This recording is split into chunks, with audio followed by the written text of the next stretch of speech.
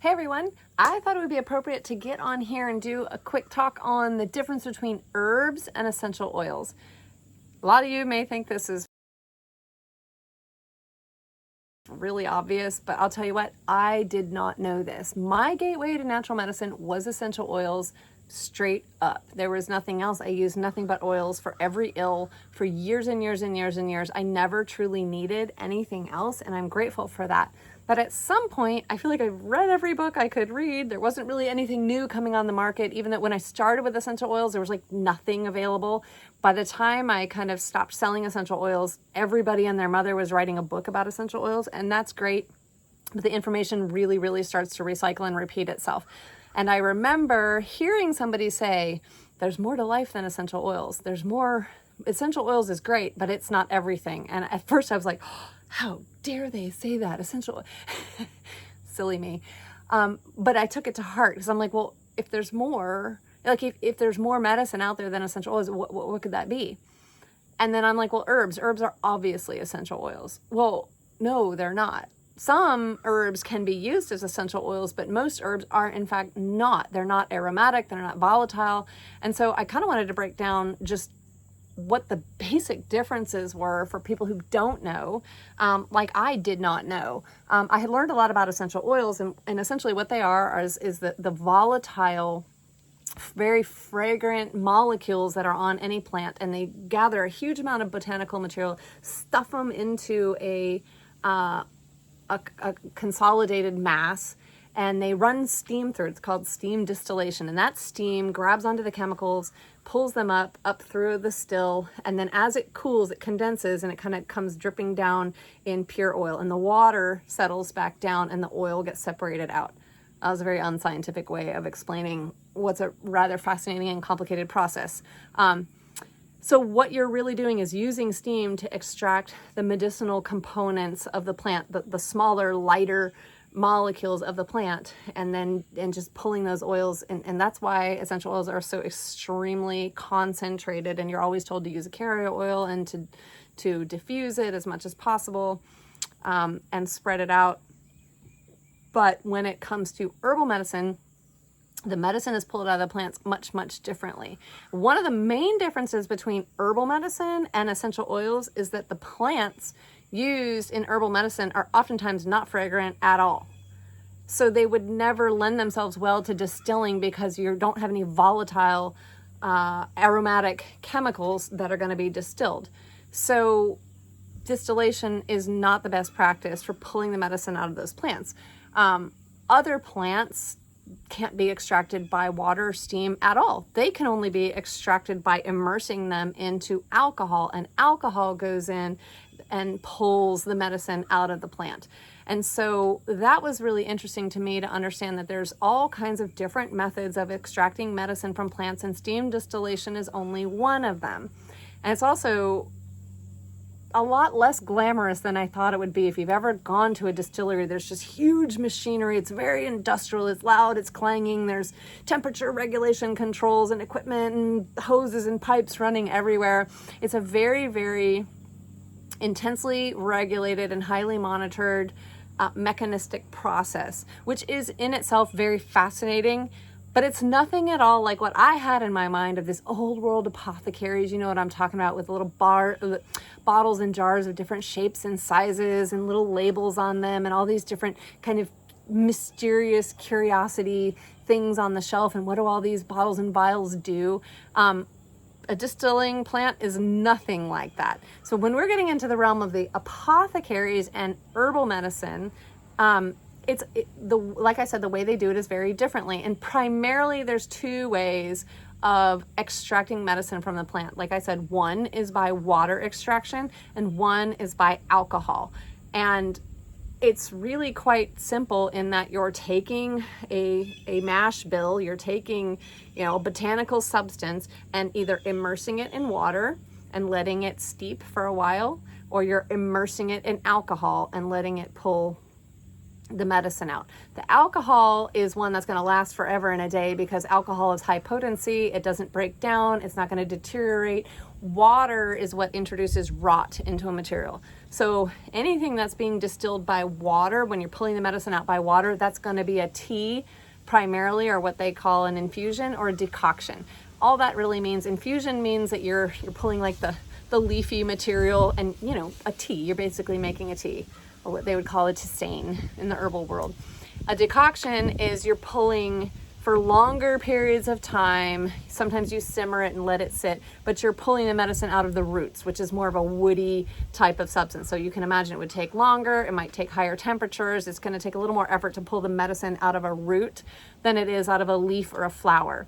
But either way, you're pulling it out with water. So if you want to preserve those things, if in fact you can, you're going to need to add a substantial amount of alcohol to them, more than 50%, because alcohol is a preservative. Normally, when you're water extracting, you're going to be drinking a medicinal tea. And it's so amazing now, you can go and you can find traditional medicinals, for example, in the grocery store, and they have all kinds of cool things like, smooth move or throat coat or immune defense. They're very clear what those plant combinations do for the body. And so I highly encourage you to go out and get some of those. I've done some reading on the background of that company in particular, and they're very reputable, and they do their best to source organic, high quality medicine from around the world. And believe me, when you dive into the herbal medicine market, there's a lot of stuff you don't want to put in your body. But go and get some of those teas. They're $4 to $5 for a box. A box will last you forever. And experiment with how they make your body feel. And then read the herbs on the back. When you're drinking throat coat, what are the herbs? Marshmallow and all the other things that are very soothing demulcents on your throat. And they're extracted. Those are just botanicals in the tea bag that are extracted with water. When you go to the alcohol side of the house, you're talking more of the tinctures, right? Those little bottles with the eyedropper. And those have a high alcohol content because, one, the alcohol has pulled the medicine out of the plant, and two, the alcohol is a preservative. So those can sit on your shelf, I don't know. There's various ranges. It could be almost indefinite, and some people say 1 year, or anything in between. The alcohol preserves it. Sometimes the botanical materials will kind of seep out to the bottom and create, you can just shake them up. Oftentimes those tinctures, not only do they have an alcohol content, and as a caveat, yes, there are non-alcoholic ways of pulling the medicine. I know there's people who, for whatever reason, do not ingest alcohol in any form, and that is totally fine. You can use the same herbs and you can extract them in vinegars. You can extract them in glycerin, a vegetable glycerin. They will not be as strong because it's called a menstruum. Those menstruums can't extract as profoundly and thoroughly as alcohol can for whatever reason. It's just the way that God designed it. But they do extract the medicine, and it is effective. So you can absolutely get your hands on tinctures that are not made with alcohol. If you make them with alcohol, and also those will be sweeter. Vinegar will be vinegar, and a glycerate will be much sweeter. If you do get tinctures made with alcohol, they're strong, they are potent, and they don't really taste very good. These are not designed to taste good. They are designed to directly deliver the medicine to your body as fast as possible. In fact, it's absorbing under the tongue and into your mouth almost as quickly as it hits the membranes in there. So you're not having to, unlike a supplement that you would take a pill with the, medicine in it, you have to swallow it down and your body has to digest it and it goes through your whole entire system. When you're taking a tincture, it's hitting your bloodstream very, very, very fast. I like to sometimes take them in a dropper of water and a little thing of water and just kind of shoot it down because it dilutes what can be sometimes a very potent flavor. And then, you're getting it down. And you avoid the burn because alcohol has a heat burn unless you kind of build up your tolerance to that. But there's plenty of people who just put a couple drops underneath their tongue and they just sizzles for a bit and then it's done. Medicine has been delivered. So there's a very distinct difference between essential oils and herbal medicine. And although there's a little bit of overlap between the two, like I mentioned chamomile and there's a few others, And generally speaking, there's two different camps of medicine, and it's a completely, I mean, my mind was blown at how when I got into studying herbal medicine, there's a whole entire world of plants out there I knew nothing about, and many of them are considered by some to be invasive weeds.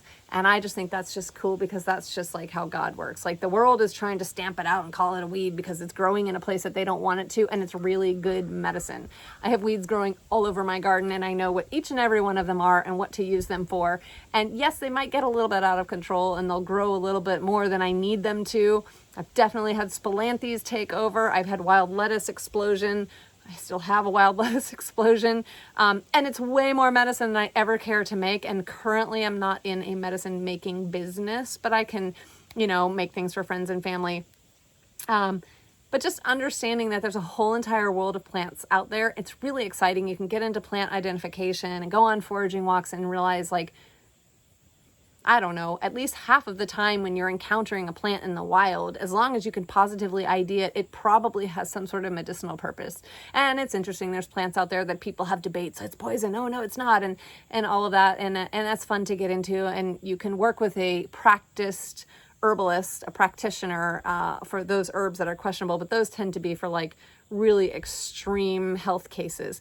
Generally speaking, herbs are safe. Most herbs that you would find on the common market, just like essential oils, if you use them smartly, follow the precautions, just know that you're going to take them differently, but ultimately that they are created differently and they are not the same thing.